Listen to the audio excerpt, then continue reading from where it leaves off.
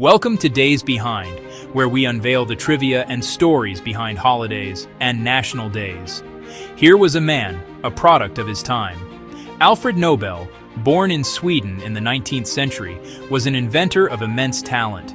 He was a chemist, he was an engineer, he was an industrialist.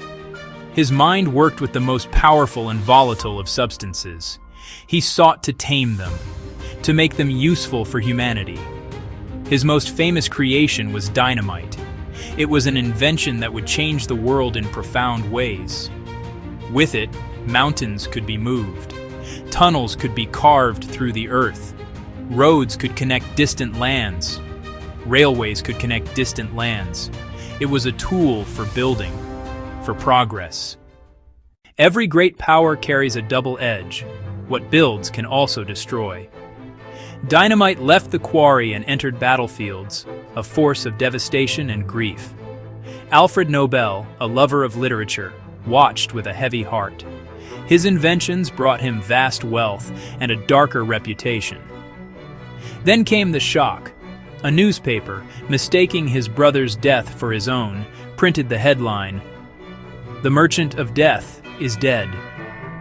The words cut deep. They showed him the legacy the world might remember.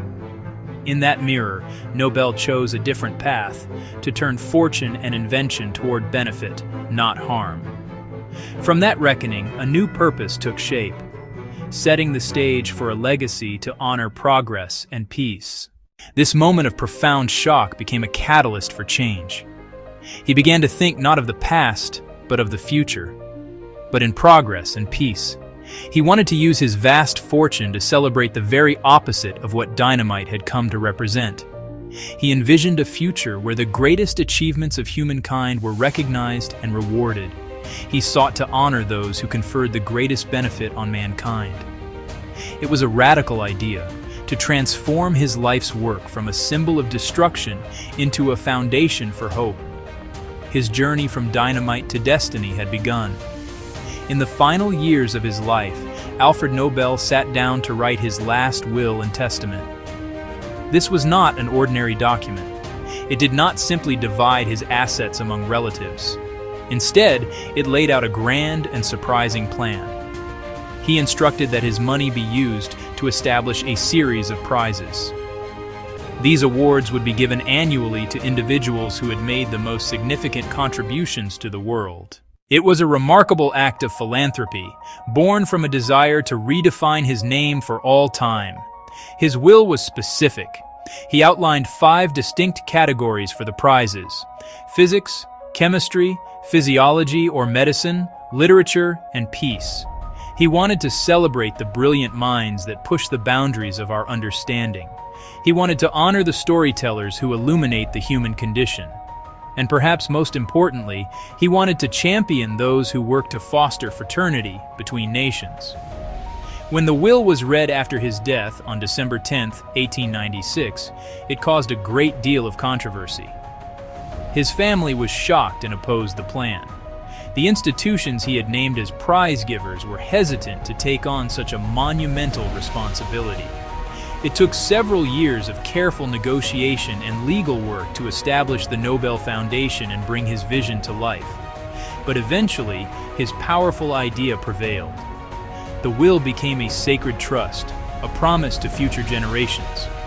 The first Nobel Prizes were awarded in 1901, 5 years after his death, marking the beginning of a new tradition. And so, from one man's conscience, an extraordinary legacy was born. Held in the Oslo City Hall, the Nobel Prize Award event is attended by the Norwegian royal family and distinguished guests. The chairman of the Norwegian Nobel Committee presents the prize. This ceremony often carries a powerful political and emotional weight, as it frequently honors individuals or organizations working in the midst of conflict or under oppressive regimes. There are many small traditions and interesting facts woven into the fabric of Nobel Prize Day. For instance, the prize in economic sciences was not part of Nobel's original will, but was established in his memory by Sweden's central bank in 1968. There is no posthumous awarding of the prize unless a winner passes away after the announcement has been made. Over the years, only a few laureates have declined the prize, sometimes due to personal conviction, and sometimes due to pressure from their governments.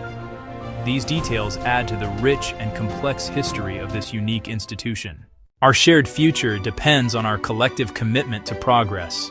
Alfred Nobel's wish was to reward those who work for the good of humankind. More than a century later, that wish continues to shine as a beacon of hope, illuminating the path toward a better world, a wiser world, a more compassionate world. From dynamite to destiny, from conflict to conscience. This is the story we celebrate each year. May we be worthy of the legacy and carry it forward.